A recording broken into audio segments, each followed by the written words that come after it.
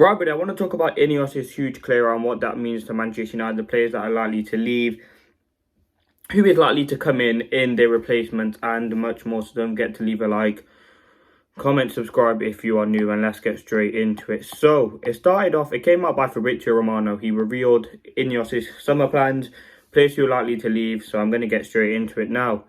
It went on by saying Casemiro, Christian Eriksen, Victor Lindelof, Johnny Evans are all expected to leave Manchester United in the summer. More players can also leave based on proposals they receive. Manchester United's intention this summer is to sign at least one player who can play behind the striker, at least one centre forward, a proper number 9 who can score goals regularly. So, listen, the sort of players Manchester United are looking to sign and their January or their summer hopes really have been kind of revealed. And we know Fabrizio Romano has the best contacts, and his information's always reliable now. 4 players there who are expected to leave. Now, Casemiro, he has been linked with a move away to, I can't remember the club, was it Flamengo? He has been linked to him. So he will be leaving in the summer.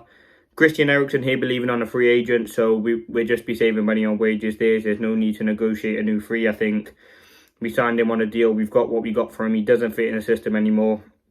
And I think it's time for him to leave. Same with Lindelof, like he's on probably 150, 200 grand a week. Doesn't even play. I know he's had injuries, but he's just not part of the plans. I think he's 30 odd now. So this would be good to move him on. Maybe bring through someone like Kukonki or Heaven. There's other young players in the academy. I just think someone on that sort of money, he's not going to play. He's not good enough. And yeah, we need to get rid of him. The last one, Johnny Evans, obviously was never actually supposed to play officially for Manchester United. He was just supposed to come in and train. Probably got more game time, or a lot more game time than he expected. We gave him an extra deal next year. I don't actually think he's injured. I think he's just not part of the plans. He's barely played in the Ruben Amorim, so you can see that he is expected to go. So there are 4 big sort of signings. If you look at the money that we're going to save, doing your 50k a week on Casemiro, 120 probably on Eriksen, that takes up to 470. Probably about 150 on 470 plus about 150, that takes it to 620, and then you're probably saying about just over £500,000 a week on wages, which is obviously so important for Manchester United. And they're ultimately players who are taking up too much space in the squad and preventing young players from coming through. Now, I think some of them's going to be more sentimental, but we have to be ruthless, and there's more players that have to go. Anthony, he's someone permanent that has to go in the summer. Malacia, someone for me, is not good enough. The Rashford, Jadon Sancho situation, he's someone that has to go. People are talking about Onana. I don't think it happened this time. Rasmus Højlund's been linked away to Manchester United. So the summer plans have been revealed, but I think it's going to be a very big and important summer for Manchester United. There's so many players for me who are just not simply good enough to play for Manchester United. As I said, we're probably not going to get it all done in one summer. If we can, it'd be absolutely fantastic. But I think it comes to a point now where Manchester United have to be getting all of these deals sorted done in the summer. We have to be acting like a ruthless club. I know before it's been difficult under the regime, but now listen, there's so many players that we have to bring in, and we can't just keep relying on the next window. We have to at one point do it in or one window, and that could mean maybe 10, 11 players coming in, leaving Manchester United, and maybe bringing in, well, we're not going to bring in 10, 11, but 5 or 6 decent replacements, because there's some players who are not good enough. Listen, Maguire, we know he's going to stay. But defensively, I don't think we're going to go out and sign a defender. We'll have Diego Leon coming in. We've got Dorgu, potentially Quenda, but he'll be used as a right wing back. But yeah, we've got Leon coming in. We've bought Heaven. Kukonki probably couldn't develop. So that's 2. You're probably going to say their replacement for Lindelof and Johnny Evans. So that's fine in the defensive department. In terms of wing backs, listen, Dalot and Mazraoui, there's a conversation certainly to have about them. Dalot, it's just been woeful at left wing back. Mazraoui's the same in positions that he's played. I think Mazraoui, you can definitely use him as centre back cover, so that's a very good role for him there.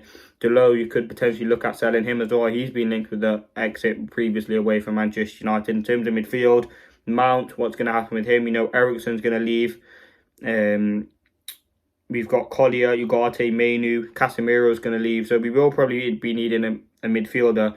Now, in terms of what Fabrizio said, obviously he said we want to bring in a striker who can score goals and someone who can play behind the forward, behind the striker. Now, in terms of players who can play behind the striker, you've got Cunha, Mbuemo, Morgan Rogers. And listen, we're going to have a huge attack exile as well. Anthony's going to go. Sancho's definitely going to go after that comment. I don't think he's going to stay at United, and also he has to leave at this point. So I think he's going to go. Rashford, the jury's out for him. I'm sure he wants to find a way, so he'll be someone that's going. So we will need to bring in some players. Xerxes and Højlund are not doing great at all. But I think in terms of players you want to bring in behind the striker, I think, as I said, Cunha is definitely the one. But again, you're going to pay 70 million, and will United have the money for that? There will be options out there. I'm not obviously thinking at the top of my head. Joe Bellingham, Chris Rigg from Sunderland, I believe, has been linked to Manchester United. So there are definitely options out there in terms of forwards. Again, United have been linked to some of the free agents. You've got Jonathan David. In terms of other options, you've got Victor Gyökeres, Osimhen, Harry Kane, Shock being linked to Manchester United. But I think the main thing about next season is going to be also signing big development players or players who are going to go straight into that first team. But it's going to be a lot about bringing young players through. And I think you look at the defence, as I said, you've got Kokonki, Aiden Heaven, Leon's going to be coming in from Paraguay. There's other players in there. You've maybe got probably bring in Quenda, so he'll probably be the one kind of defensive / attacking enforcement. Then in terms of midfield, you've got Colley, still a young player, Mainu. You've got Jack Fletcher, Tyler Fletcher, Sekou Kone. He's been someone who could develop. Like, I'm not saying that already, but these are sort of options I'm throwing out there. In terms of the attack, you've got Chidiobi Martin, Biancheri is doing fantastic. So there are definitely options out there, but the plans have been revealed. That's the 4 players who are more or less guaranteed to leave are Eriksen, Lindelof, Johnny Evans and Casemiro. And then they're 4 important exits for Manchester United. And something that we have to get done is like, as I said, I respect the players. They've been ultimate professionals. They're giving their all in a Manchester United shirt. But I think for me, it's time to move on. And I think that would make a lot of sense for all Manchester United fans, really. Get rid of Casemiro. He's on a lot of wages. He's had one good season. But again, you can bring through some players. And in terms of signing, I think we're going to need probably 3 or 4. As I said, Quenda would be one for me. Definitely Cunha, someone with that sort of profile, a striker, a midfielder, and maybe even a centre-back, depending on the budget that we have. But listen, let's see what happens. I'm going to wrap it up there. Stay tuned. Obviously, it's a big week for Manchester United. We play Tottenham on Sunday. Let's see how that game's going to go. Probably a draw, to be honest with you, the way that both teams are playing. But I'll preview that later on this week. Obviously, FA Cup draw, I reacted to that last night. United have got Fulham. Listen, it's tough. City got Plymouth, Leyton Orient and Salford in their last 3, where we've got Arsenal, Leicester and Fulham. So, see what's like something going on there. But listen, I'll take it.